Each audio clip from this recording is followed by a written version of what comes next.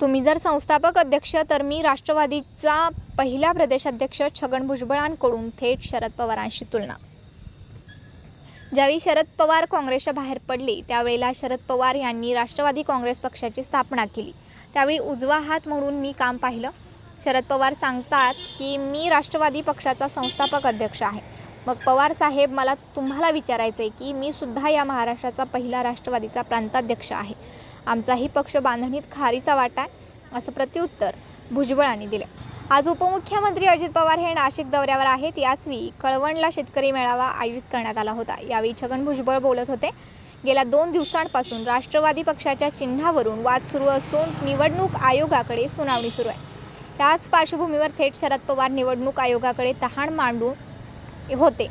यावर छगन भुजबळ यांनी निशाणा साधलाय.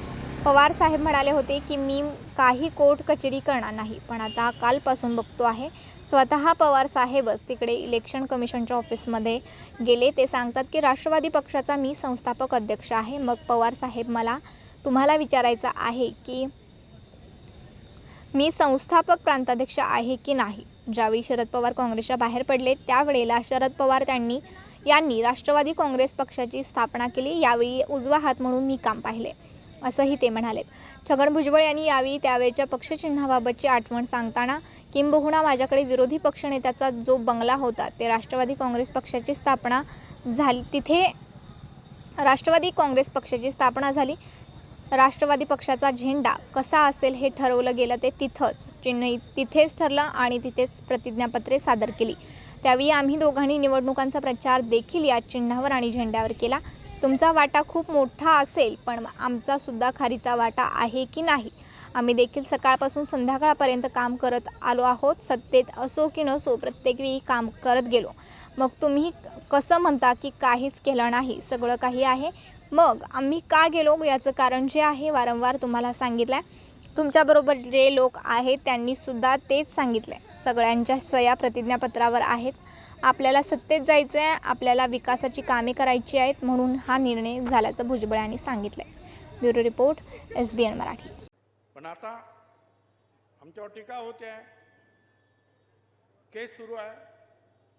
आमचे आदरणीय नेते म्हणाले होते की पवार साहेब की मी काही कोर्ट कचेरी करणार नाही.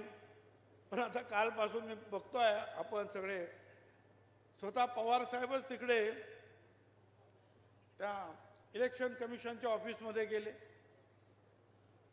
आणि बाहेर ते सांगतात ठीक आहे आदरणीय आमचे नेते आहे आणि ते सांगतात मी संस्थापक अध्यक्ष आहे.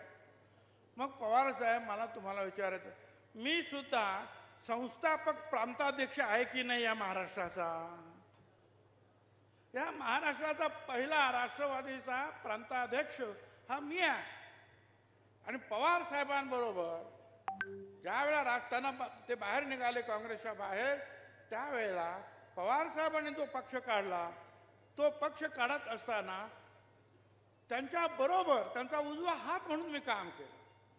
किंबहुना माझ्याकडे असलेला विरोधी पक्ष नेत्याचा जो बंगला येते तिथंच ह्या राष्ट्रवादी काँग्रेस पक्षाची स्थापना झाली. तिथेच झेंडा कसा तर ठरला, चिन्ह तिथेच ठरलं आणि तिथेच जे आहे ॲफिडेविट सादर केली गेली. आणि पवार साहेब तुम्ही आणि मी आपण दोघांनी जे आहे महाराष्ट्रामध्ये त्याच वेळेला आलेलं निवडणूक जे आली होती इलेक्शन त्याच्यामध्ये प्रचार केला. साहेब तुमचा वाटा खूप मोठा असेल, पण आमचा सुद्धा खारीचा वाटा आहे की नाही? आमच्या नंतर दादाचा खारीचा वाटा आहे की नाही? महाराष्ट्रामध्ये काम करतात की नाही? सकाळपासून संध्याकाळपर्यंत राबतात की नाही? सत्तेत असो सत्तेत नसो. पण हे मग हे सगळं जे आहे असं जर आहे तर आपण कसं म्हणता की आम्ही काहीच केलं नाही, तर सगळं काही जे आहे आम्ही आता असे सोडून जातो? पण आम्ही गेलो का याचं कारण जे आहे आम्ही वारंवार तुम्हाला सांगितलं. एकदा सांगितलं असं नाही, अनेक वेळा तुम्हाला सांगितलं. बरं आम्हीच सांगितलं का? तुमच्याबरोबर जे लोक आहेत त्यांनी सुद्धा तेच सांगितलं. सगळ्यांच्या सह्या त्याच्यामध्ये की आपल्याला सत्तेत जायला पाहिजे, आपल्याला विकासाची कामं करायची. आता हे सगळं आहे. मला साहेबांवर टीका करायची नाही, पण मी मागच्या मीटिंगमध्ये सुद्धा एका जाहीर सभेत सांगितलं होतं, साहेब आपण जायचंच नव्हतं तर ती चर्चाच कधी करायला नको होती. आपल्याला ह्या रस्त्याला जायचं नाही, चर्चा कशाला करा. किती वेळा चर्चा झाली, एकदा, दोनदा, तीनदा, चारदा, पाचदा, 7-8 वेळा चर्चा झाली. आणि मग हा फक्त आम्हाला दोष कशाला तुम्ही देता? आम्हाला दोष देऊन चालणार नाही.